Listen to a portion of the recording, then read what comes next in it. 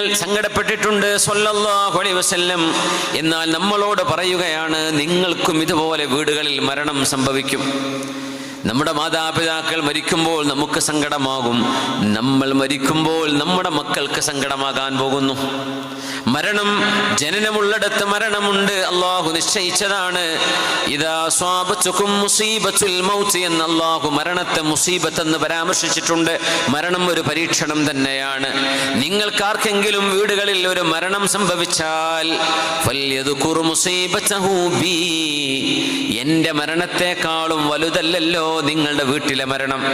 നിങ്ങൾക്ക് പ്രിയപ്പെട്ടവർ മരണപ്പെടുമ്പോൾ നിങ്ങൾ ഓർക്കണേ, എൻ്റെ റസൂൽ സ്വല്ലല്ലാഹു അലൈഹി വസല്ലം തങ്ങൾ വഫാത്തായില്ലയോ? ഞാൻ എൻ്റെ മക്കളെക്കാളും ഉമ്മ വാപ്പയെക്കാളും സ്നേഹിക്കുന്നവരാണ് എൻ്റെ റസൂൽ. എൻ്റെ റസൂലിൻ്റെ വഫാത്തിനോളം വലുതല്ലല്ലോ എൻ്റെ വാപ്പ, എൻ്റെ ഹബീബിനോളം വലുതല്ലല്ലോ